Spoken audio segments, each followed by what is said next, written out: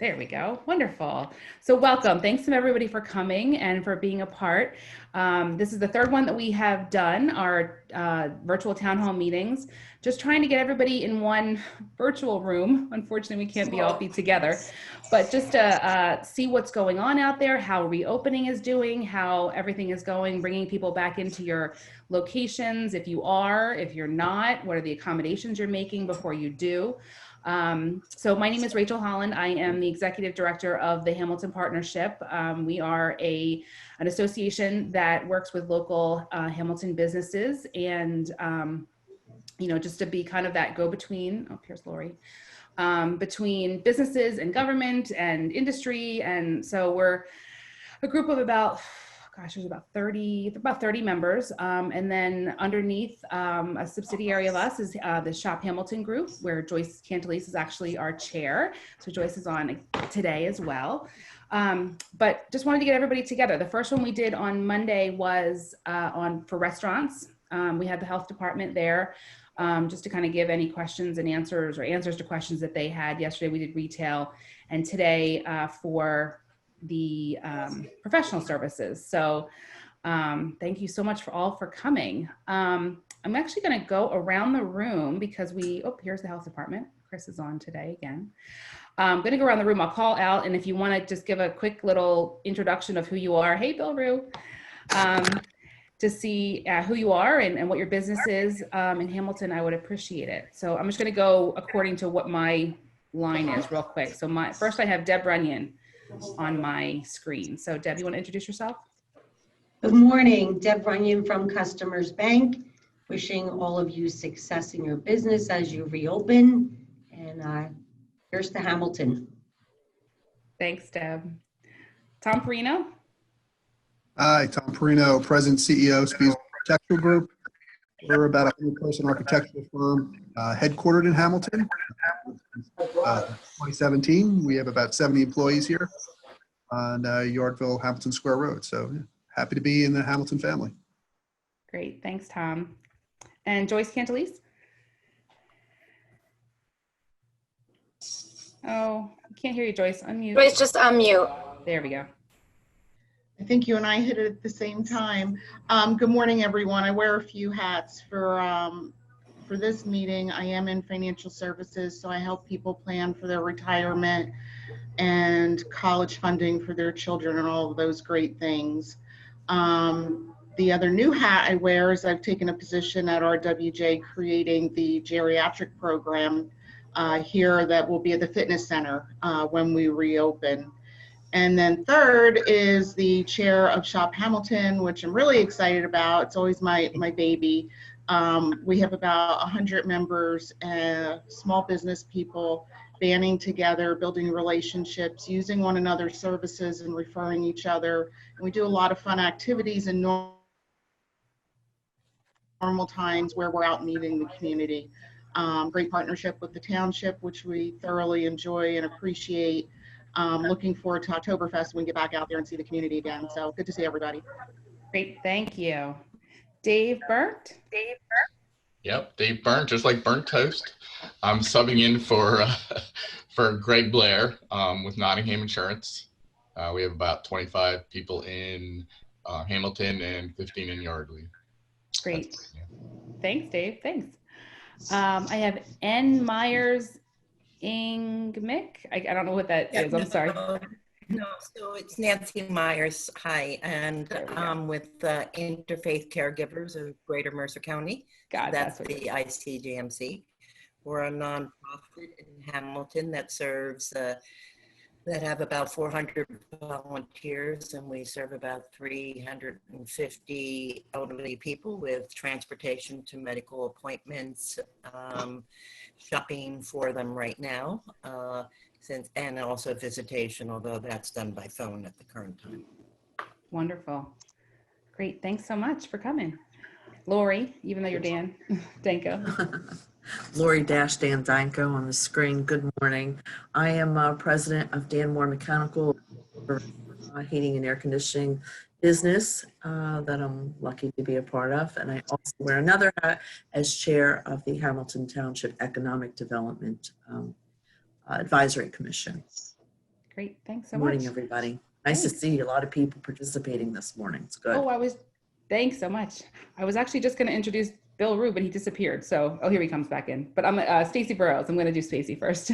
Hey, Stacy. Hi, I'm Stacy Burrows. I'm with RT Specialty. We're environmental insurance. We're located in the First Bank Lennar building on Cruiser Road. We're actually a satellite office, so we have about 25 people in our office, but RT Specialty is a corporate office based out of Chicago. Wonderful. So we have no one in the building right now. Oh, so sorry. All right. And then I've got Jill Ryan.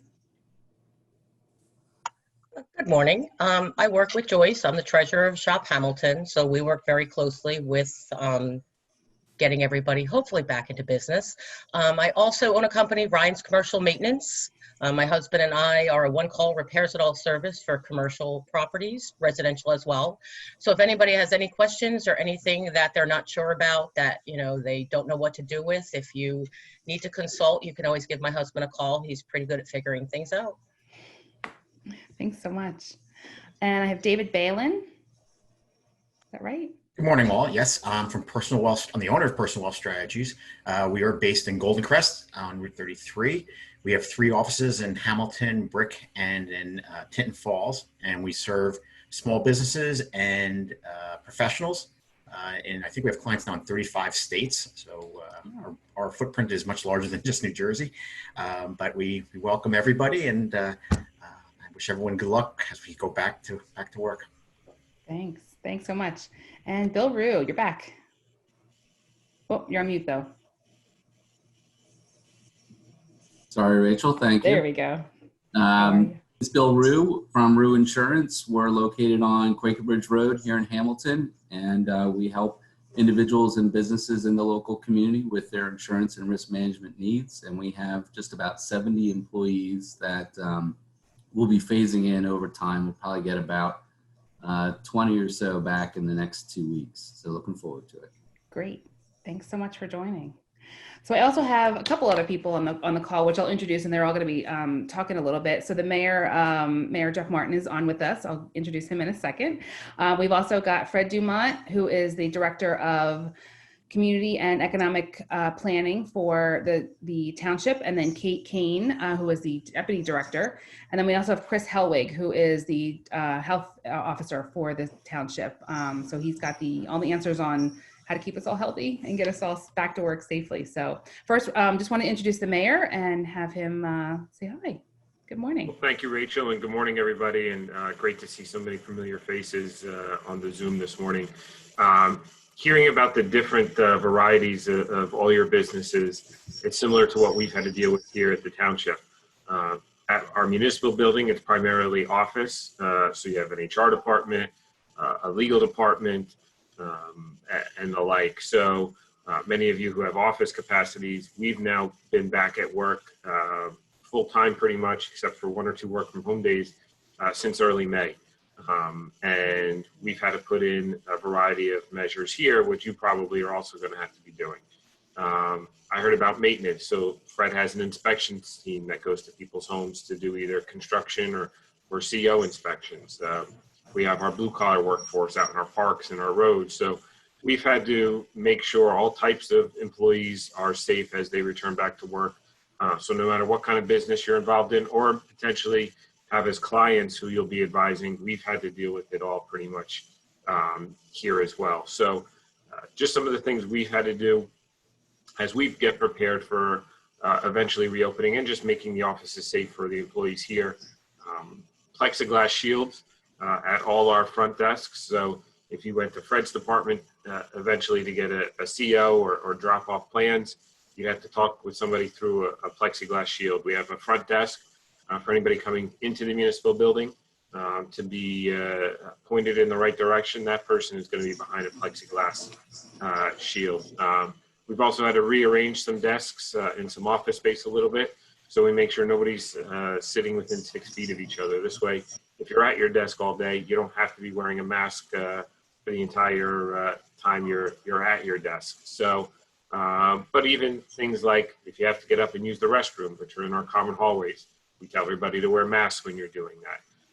So all those little things that you all have already implemented or thinking about as you go back to business or as clients ping you to get back to business, I'm sure especially they'll be talking to the two insurance guys on the calls as well to make sure they reduce potentially their work comp exposure and things like that. We've had to do it here locally. And I know Chris Helwig, our health officer, can talk a little bit about that more because he's really been instrumental in making sure not only here in the township, but all of our businesses, our restaurants and the like have reopened in a safe way. So just want to thank Rachel and the partnership for putting this on. Want to thank the township officials here for all they've done and all they continue to do, and you all for joining us this morning. So thank you, Rachel. Thanks, Mayor, so much for coming on. I just wanted to introduce Fred Dumont, who is, like I said, the Director of Community and Economic Development for the Township. Fred has, and he'll tell you, has got, I think, 8 departments that report to him, everything from planning to construction to economic development. And, you know, this administration, we actually put those 2 groups together, kind of making sure that they had a one-stop shop to come in and be able to open up business and have a one contact when they come in to do business in Hamilton. So with that, I'll introduce Fred. Good morning, Rach. Thank you, everybody.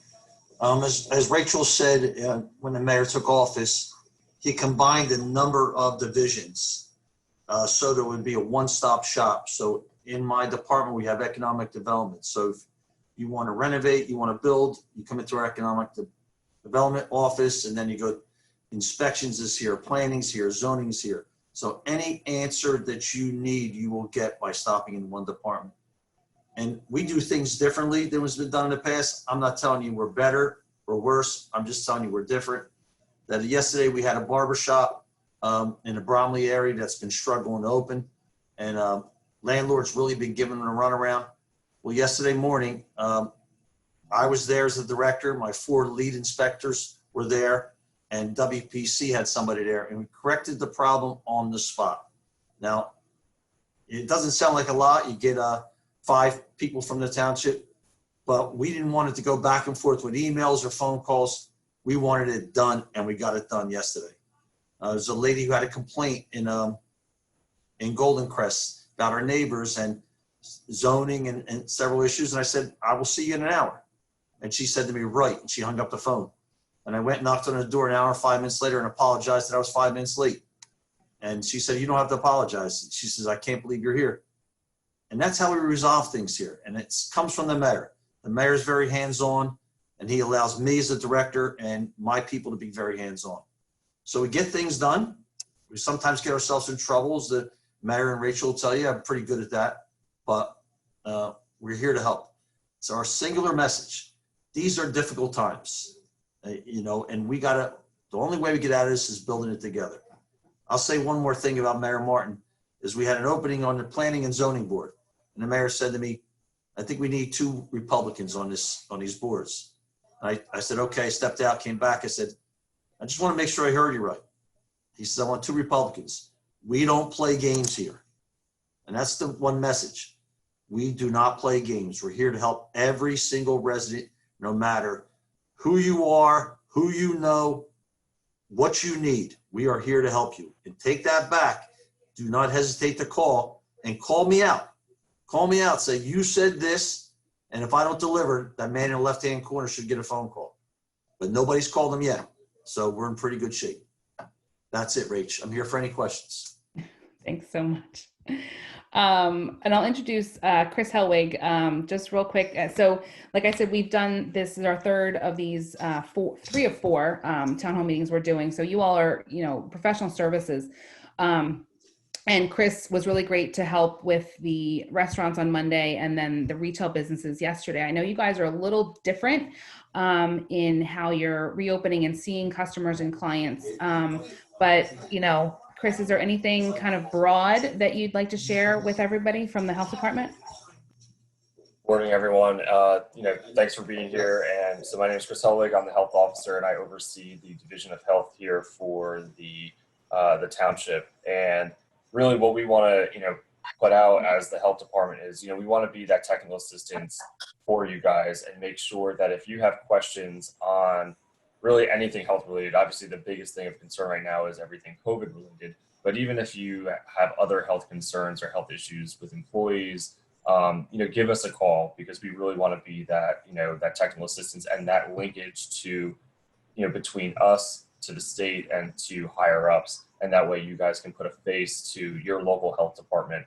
And, you know, we really want to be here to help. You know, like Mayor Martin said, you know, we have, you know, helped the township with their policies and, you know, putting up barriers in between the public and staff. And if you have questions in regards to that, or, you know, maybe, you know, if you don't have the space in your, you know, your office to really do separate everybody by 6 feet, maybe it's, you know, it's like, what other avenues can you do? Is working from home a possibility? Can you do flexible shifts? Can you stagger shifts? Things like that. And we can help talk you through that as well. So if you have any other questions, you know, we're here to provide that guidance. Great. Thanks so much, Chris. And finally, Kate Cain, who is the Deputy Director of Community and Economic Development for the Township. She and I have kind of been hand in hand, walking door to door, trying to see businesses and see how everybody's doing as they reopen. We're going to be continuing to do that throughout the summer as well, and then continuing again into the fall. But it's been a really great relationship with the Township that the partnership has had, really great partnership with the partnership. But I'm just going to introduce Kate, and anything else to share? Thank you. Thank you. So, you know, as Rachel mentioned, you know, I am the Deputy Director of Economic Development. Right behind me is Loretta Matinelli. She's my assistant and been able to help as we navigate through all of this reopening and helping our business community. You know, we're here on a couple different levels. We're here to help in a health capacity. We're here to help in a zoning and getting your business laid out, whether, especially with outdoor dining, you know, Fred and the rest of our team going and seeing how we can recreate your space. And then there's that third level where I come in, and it's, you know, business advocacy and helping drive more traffic to your business and really helping you make sure that you're reaching your clients and your customers are hearing from you. So I'm really here to help in that capacity, you know, whether you need to be connected with the partnership or Shop Hamilton or the chamber, the commission, you know, there is a variety of resources out there, and I can help point you in the right direction for that. So, you know, we're here on so many levels, and it's not just health, zoning, the operations, it's, you know, much more than that to really drive more traffic to your business. So thanks, Rachel. Thanks so much, Kate. So, I mean, I see there's kind of a, you know, some people are at home, some people are at their offices. You know, can a couple of you just like let us know what you've been doing lately? How are you back in the office? Are you doing that split schedule? How is that all working? It is, right? I'm gonna mute Fred. Would anybody like to share and any questions that you have or concerns? So I'll start. We opened up on Monday. We started planning this about a month ago, and we had touchless everything installed throughout the office. We communicated with all of our employees, letting them know what was happening, how it was going to work. Everybody, we're on shifts, 2 different shifts. So half of us are coming in, you know, Monday through, or I think it's Wednesday through the next Tuesday. And then on Tuesday, we have the offices completely scrubbed over, sanitized, all that kind of stuff. So they're, you know, they're working with the same people. They're at least 6 feet apart. You know, when they have to wear a mask outside of their cubicle, but when they're in the cubicle, they don't have to wear a mask. I think a lot of it has to do with, you know, communication, really communicating with your employees, talking to the ones who are really anxious. If they're super anxious, we're saying, hey, you know, you can stay at home, you can work from home, you don't have to come in. But some of them were fairly anxious, and we kind of brought them in one at a time and let them kind of come in, sit in their office, get used to it again. And they're the ones that they've kind of turned around. They've kind of said, hey, I kind of like this. You know, I'm getting out of my house. I'm getting away from everything. And we're able to get a number of them kind of past that. But we still have some who are not past it and aren't interested in coming in, and we're just going to let them work from home. We don't want to increase that anxiety. So far it's going good. Customers are allowed to come in. We also, like Mayor Martin said, we have the plexiglass shields up. We'll probably meet with them in a different room. We have a bathroom that's separate for them. We don't want mixing customers and our employees' bathrooms. But like I said, everything's touchless now in the office. Mhm. So that's my story. Great. Bill, I think you unmuted yourself. Did you unmute yourself, Bill? Yeah, thanks, Rachel. We're operating pretty similarly to the way that Dave described. We've had about 5 or 6 people in the office the whole time just because of administrative functions we've had to have. And then now on the 6th of July, we've asked for volunteers to start coming back. So we'll have about 25% of our employees volunteered. And so we'll have about that many on a weekly basis. And we'll do the same kind of thing where you're in for a week and out for a week and alternate it that way and slowly ease back into this. We figure this will give us the ability to get everyone confident that we've got everything in place and set up properly, and then we can learn if there are any things that we need to change. But looking forward to having more people back. Great. One thing that I was curious about, and you tell us, is as you are shuffling in your office space, are you seeing the need for more space? Are you considering construction to do pass-through windows for customers to come in? Like, how is that working? Are you thinking about that, and what kind of accommodations are you thinking about making to the office space that you have to be able to accommodate going forward? I mean, right now because it's such a small number, we can spread them out enough that we haven't made any real substantive changes other than limiting the number of people in bathrooms, and then putting some plexiglass up in our reception area, so when we do have customers come in, they're separated. And then we put a number of one-way directional signs throughout the office, so that way we can keep limit the number of times people are walking right next to each other. But for the time being, I think we're going to be fine space-wise. We're probably not going to downsize. We certainly aren't going to take on any more space right now. Okay. Yeah. So, Rach, I guess for us being architects, this is right for us. Here we are. We moved into a beautiful space in Hamilton, and we're all about collaboration. So low partitions, no doors to offices, and it really was the wave of how people are designing their spaces now. But I will tell you, based on this pandemic, it's people are rethinking and rethinking the amount of square footage we're actually taking. I mean, we have 100 people working remotely. Works fine. Productivity is okay. We all want to see each other. And again, architects are part of that executive order to come back a little sooner because we support construction. But I will tell you, we're in no rush, and we've done a staggered A and B schedule, and a C group formed automatically because there's no camps for kids this summer. People taking care of senior relatives, and people are just scared to come back. So we're not forcing them to come back. So we'll continue to be staggered. But I will say our landlord's done a great job with shutting down the common water fountains, putting up occupancy signs on the outside of the restrooms so only 2 people are allowed in. The mask rule as soon as you come in the building. So and a deep clean of both common spaces midday during the day, which is really nice. So again, we're all making it work, and very similar stories, I think.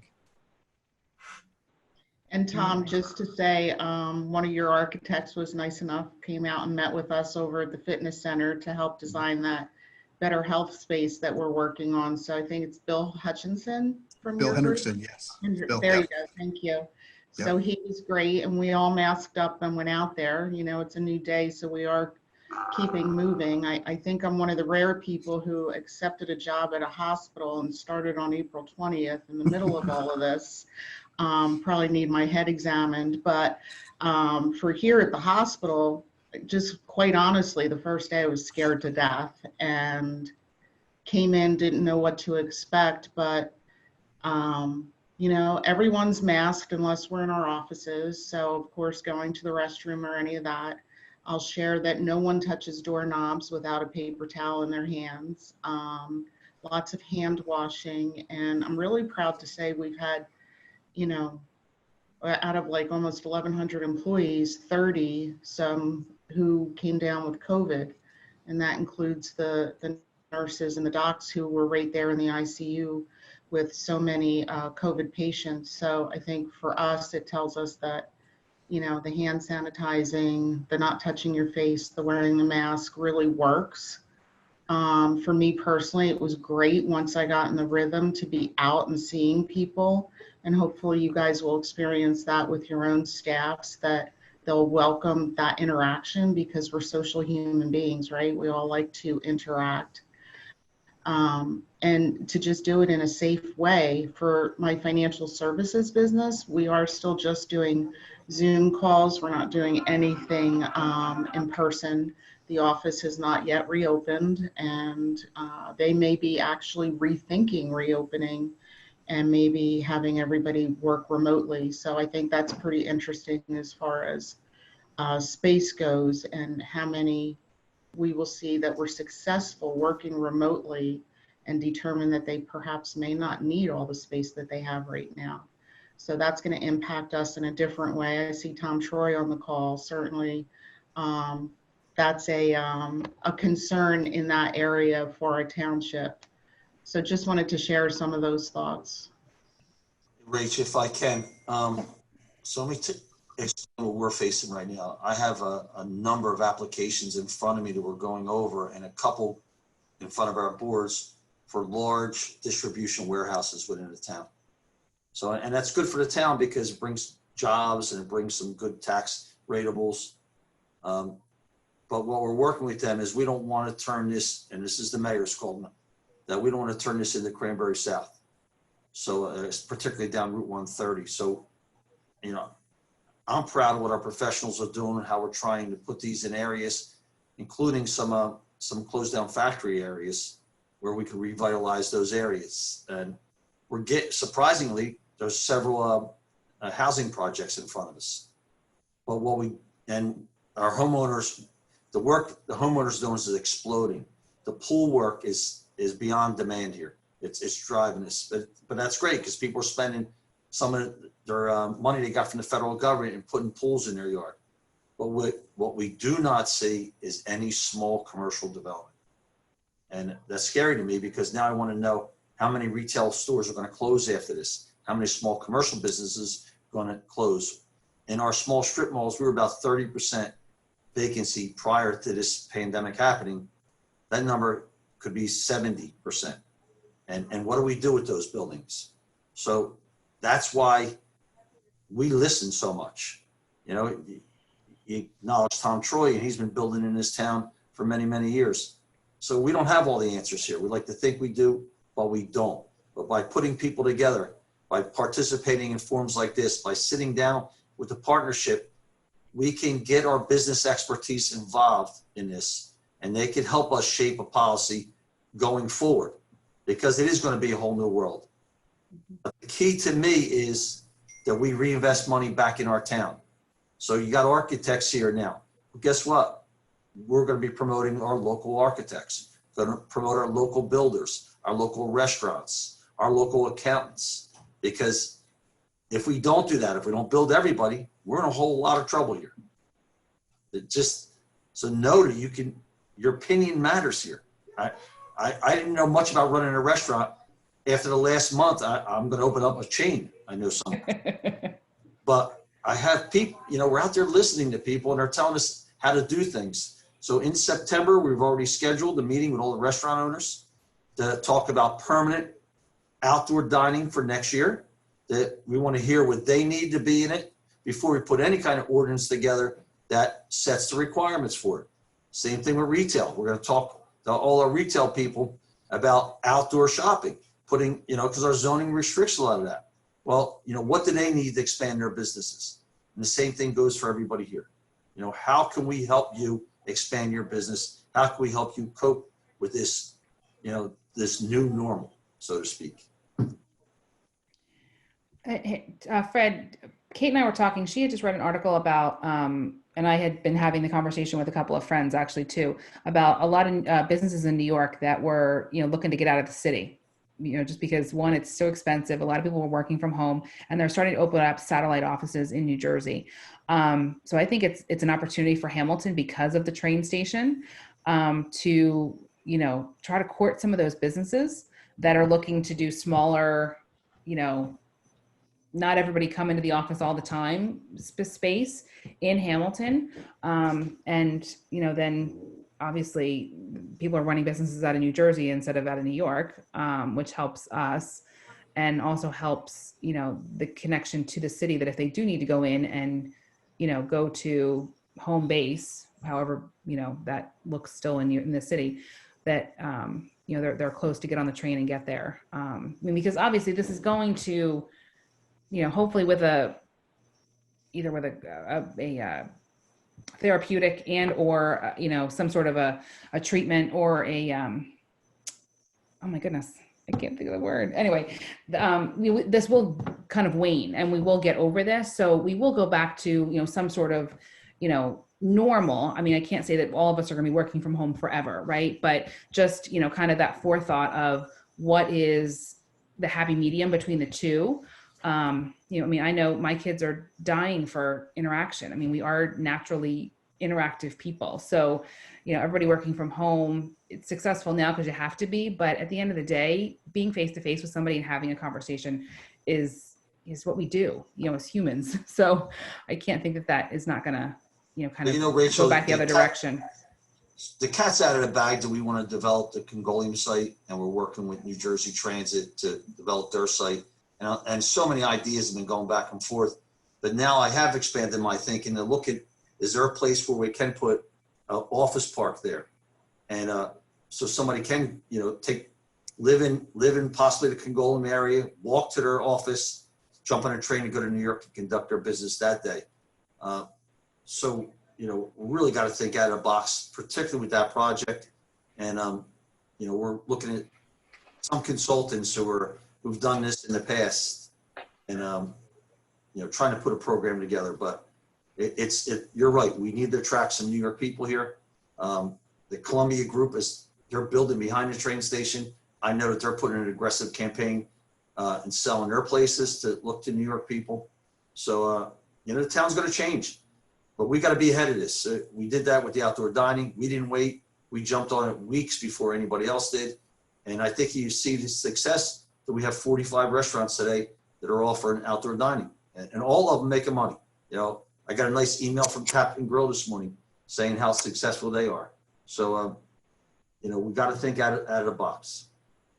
And just to add to that, these are like underlining opportunities, from this pandemic, attracting businesses to suburban areas from the cities, attracting couples, young couples, residents to this area. So I think we all collectively can be thinking about those particular initiatives kind of going forward too. As a homeowner, I just want to thank the mayor and Fred for not making us the second Cranberry, because that was a huge concern to me. So I'm so grateful that we're not really going in that direction and we're looking at it closely. Thanks, Joyce. Does anybody have any questions? Yeah, questions. It was questions. Yeah. Initial questions, any challenges that maybe people have seen that, Chris from the health department can answer, our office can answer, anything that maybe you want to ask to the group, so, these are fellow colleagues in different industries, but you're all kind of looking at, having the same challenges. Maybe there's a question that you want to ask everybody.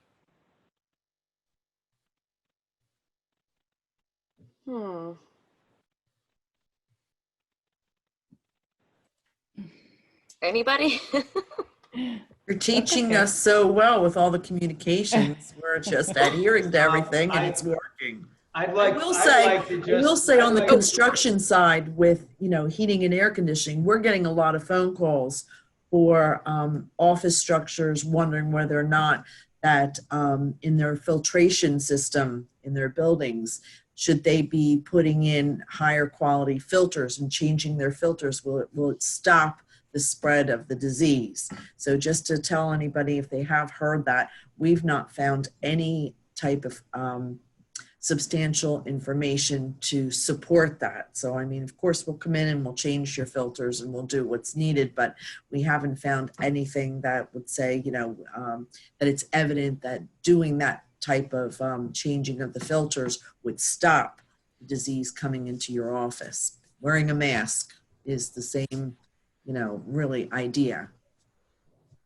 Just a little tidbit there. Thanks, Lori. I know Tom said it looked like he was. Yeah, I wanted to throw a couple of things out, one of which Lori just threw out there. We have some office buildings and some mixed use buildings, and we've gotten some inquiries from primarily our office and medical tenants about exactly the point that Lori threw out. And what we're doing is going back and meeting with our mechanical MEP guys and looking at how we can, in fact, provide better filtration. There's many different methods. I don't want to bore anyway, but that's one side of it that's come out of this. The other thing that I'm finding, and I forget who it was, I think Tom Marino talked about office space.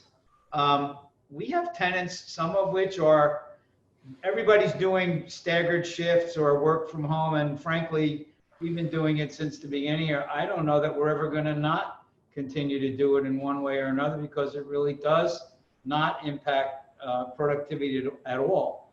And people, you know, they're working, things are going well. But what's happening in our experience, we're seeing it not only here, but in some of our other land holdings, is that people who used to worry about where they lived so that they were proximate to commuting or their job, primarily along a train line, are now revaluing the fact that, you know, what used to be a 5-day commute is now a 2 or maybe a 3-day commute. So it's changing that work-life balance, and it's giving them the ability to either stay where they are and invest the money that they used to spend on parking and transit into their homes. To Fred's point about people investing in their homes, we're seeing an awful lot of that. We're getting calls from people who we built houses for 20 years ago who want us to come back and do modifications to them, either for a home office or just to give their shelter a little bit more flexibility. I think that's a trend that's going to continue. And I also think, to Fred's point about how do we reuse these underutilized, or I hate to use the term obsolete, suburban strip areas that are really don't have much prospect of coming back. I don't think our economy can support the amount of commercial space that it used to take to support a 100,000 population in a town like Hamilton. So I think there's going to be some really interesting opportunities there for either mixed use or public space, or perhaps you take what was an indoor space and turn it into a partially outdoor and indoor space to accommodate people's thoughts about retail. The hard thing is to try and figure out which of these trends are going to be permanent and which of them are only temporary until we do get a vaccine, however long that is away. But I think there's some fundamentals that are already changing that are here to stay. And I don't know that I think most of them are positive. You know, the way people kind of value their time now, I think, is really changed. There's more family time, there's more close to home time, and much less stressing about getting into a city. And once you get there, you got to get in an elevator with, people you don't know and go up to the 30th floor. That scares the hell out of a lot of people. So there's really some fundamentals that I think are going to change. And you know what, too, I'm seeing, Tom? Development in areas, and we've encouraged it, but an awful lot of development coming in the Bromley area. Somebody today purchased a lien for the old Bromley Inn, looking to foreclose on that. And we're ready to close on a deal with Siemens de Laval to bring somebody new in there. And Prince Dell's expanding there. And the old Neopara rubber site, we're in the process of taking that down. So, I mean, it's interesting that we're seeing, and I think because they're getting such a good price on their property there, fair value, they dump a bunch of money in it, but it's really, we really got to sit down and come up with a good plan here, and we're going to evaluate it often. Most of you know, our company's been a proponent of mixed use for quite some time. You know, we did it on a big scale in Robinson, what we're doing it. We've done it in other places, and we're doing a big mixed use piece down outside of Charleston in South Carolina. But I can tell you, Fred, your point on the Congolium site and the nexus to the trains, that is such a tremendous opportunity, and people are thinking outside the box. It's no longer, I want to go live on a half acre out in the suburb and I got to drive 15 minutes to go get a quart of milk, or that single use pattern of land development. I can't, you know, I'll be the happiest guy in the world when that goes away. There's no reason for it. Hamilton in particular has such a good backbone of infrastructure, not just with road, but rail, with all the other existing infrastructure, to not utilize those places, whether they're in Bromley or Tree King or Cost Cutters, all those opportunities. It's really just a matter of time before those things really come back to some form of more viability. But it really, right now, I look at this as a short-term problem that's going to offer a lot of really good long-term opportunities. I agree. And you know what? I might want to look at your place down in Charleston, since this job ruined my golf game. Maybe go try to get that straightened out. I'd love to have you come down with me, but since yesterday's travel ban, now I can fly down, but I got to quarantine for 14 days when I come back. So now I got to postpone my trip. Just checking, guys. The mayor's not on here anymore, right? Thank you, everybody. Thanks, Tom. Thank you, Tom. Anybody else want to add, you know, comments, share? Questions? Interfaith caregivers. I mean, Nancy, how is like outreach going, fundraising going? You know, just what the working piece of the organization, and what do you need help with, if anything? So we've been certainly struggling on the fundraiser. We had to postpone our volunteer dinner as well as our gala, which are large donations for us. And so that has somewhat suffered, but there's been a few COVID-related grants that we've received. So we've kind of made up a little bit of that. Where we're struggling is the service we provide is probably to the most vulnerable people. So most of our are elderly, over the age of 80. And so certainly we have stopped in-person visits. We're thinking about maybe starting them again, but not now. So instead of doing virtual visits whenever we can, that age group isn't very tech savvy. So that's that doesn't work often, but we do reassurance calls instead. We will do some shopping, although a lot of our volunteers, most of our volunteers are also over the age of 65. So that's a vulnerable group. So we have some limitations on the number of people who feel comfortable doing shopping for other people. So we're struggling there. We weren't, majority of our time is spent really on transportation to medical appointments. We've started to see that come back now that doctors' offices are starting to open. But once again, we're having a little bit of difficulty because of some of our volunteers not wanting to expose themselves, but also, you know, it's a risk to the we're taking. We don't want to infect anyone. So that's going to come back, I think, very, very slowly for us. Our office is very small. We have 12 people. Most everybody is part-time. We haven't opened up. I go in on Mondays. Somebody else goes in on a Tuesday, and somebody else on a Thursday to kind of process mail. We have all the phones forwarded to our cell phones at home, and we work in kind of shifts on days. But there is thought of reopening, but it will probably be limited to maybe 2 people in the office at a time, because our office is so small. There's 4 desks that are very close together in an office and trying to separate them. So I think we'll be scheduling where there's 1 person in each office so that we maintain that 6-foot difference. But it has been challenging, especially because we haven't been able to get the food that some of the elderly need. We've used some other services in Hamilton. Home Instead will do shopping for you and charge a very small price. So we've referred a lot of people to that. If they can't pay for the service, which I believe is like $9, we'll actually pay for that service for them to get them food. There's a couple other groups that have been doing that as well. So it has been a challenge for us. Well, I was just going to say, I mean, get us some information. We can definitely push it out, whatever the needs that you have through the partnership. We have a newsletter that we send out every so often. So if you want to send me some information, it's info@thehamiltonpartnership.com. Okay. And we can get some information out to, our members certainly, but also to residents and through Shop Hamilton and other organizations as well, just to, whatever you need from. Okay. I'm going to include my email address in the chat so everybody has it. And you can contact Rachel, me if you could anytime. share that nonprofit information with me, I'd appreciate it. Yep, absolutely. No problem. There's Kate's email in the chat down there. In the chat. Yeah. Rachel, I had a question. Sure.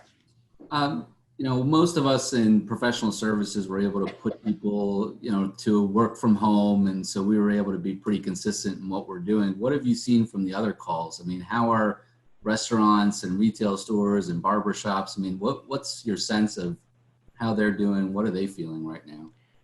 So it's interesting. I was just going to actually pivot a little bit and kind of point out the fact that because everybody's working from home, I actually went to Brothers yesterday for lunch, and I go to Brothers for lunch probably every other week just because I'm out and I meet somebody or do something. And we were there and I was the only other table. There was one other table.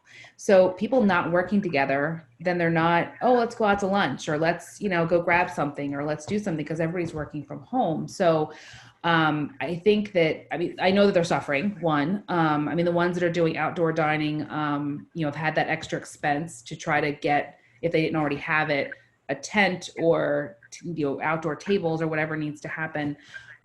So, the best I can say is, support local businesses, support, order out, go out, do whatever you need to do to kind of keep that up.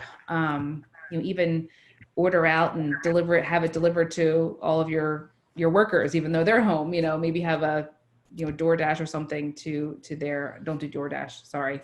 That was one thing we did learn. It's very, very expensive for the restaurants to do DoorDash. They said they don't make a whole lot of money above and beyond what they have to pay DoorDash. But anyway, have them deliver to you directly. The other thing is, I think, the retail, it's slowly coming back. They just opened on last Monday or this past Monday. So they're just getting themselves kind of re-up and going and figuring out what's going on. Last Monday. But again, it's slow. People are scared to come out. But, then there are people who are, really been, having fever and have been creative and have really tried to, get in touch with their customers. One of the things, the takeaways yesterday was, it was actually a takeaway from the day before. So when you go into a restaurant, the recommendation from the health department and part of the EO is actually to get the contact information of the people who are dining at your restaurant. So get their name, their phone number, and which table they sat at. And then with that, if somebody does come down, one of your workers or one of them, there's contact tracing information that can be given to the health department to be able to, disseminate that. I took that to the retailers and said, you don't want to write down everybody's phone number, but ask for it. Say, look, we'd like to keep in touch with you.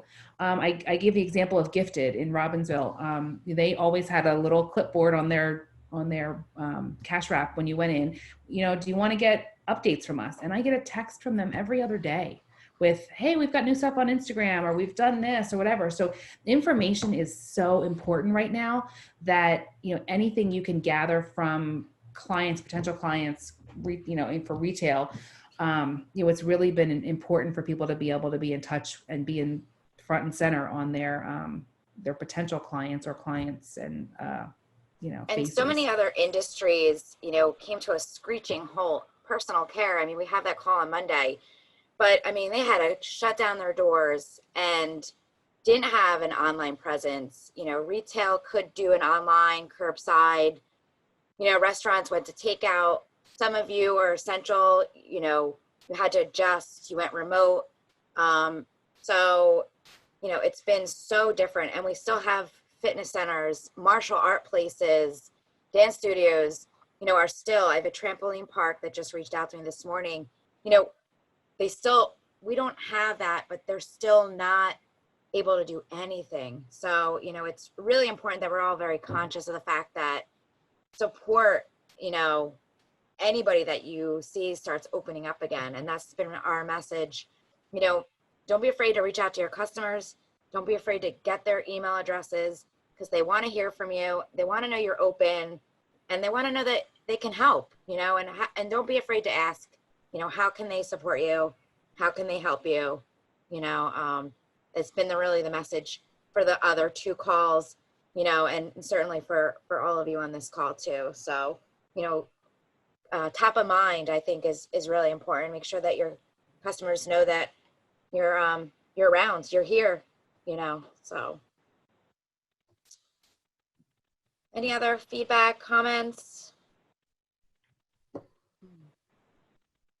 All right, well, I will let you all go. Thank you so much for joining and for being a part of this. I really appreciate it and appreciate your feedback.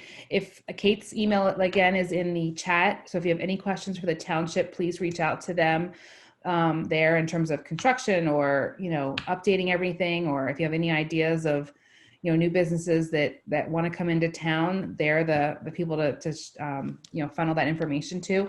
And then, you know, from the partnership side, if we can help in any way, please let us know as well. We are doing this again for the last time on Monday with our personal care. So if you have, you know, when you go get your hair cut this week or colored or anything, you know, let your barbers and your salon owners know that we're doing this on Monday. It's the same Zoom login. We'll do a couple more emails between now and then. But, and we're also planning a couple other seminars going forward, even considering someone sensitivity training for workers. So we're looking to do a number of them probably next month. So look out for information on that. So the last thing, I'm going to make one more, oh, wait, once Kate, sorry. One more pitch for hamiltonstrong.com, hamilton-strong.com. It is the website that we created out of kind of this pandemic, just to make sure that people knew which businesses were open, how they were open, what their hours were. So if you're not registered on there, please do register.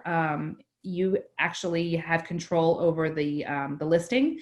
So you can change it when your hours change, or if you have specials, or, you know, different, you know, things you want to get out to the residents. And we're going to be promoting that through social media, through newspaper ads, as well as, you know, online ads as well. So all of that will go out to the residents, just to remind people that it's kind of a one-stop shop of where to go, what, you know, in Hamilton businesses are open. So That was what I was going to add. I was making sure that you were going to mention that to everybody on this call. So good. All right. Good stuff. All right. Well, I want to have everybody have a wonderful day. Thank you so much for joining, and we'll talk soon. Have a great day. Thank you so much for doing this. Thank you again for organizing this. See ya. Bye-bye.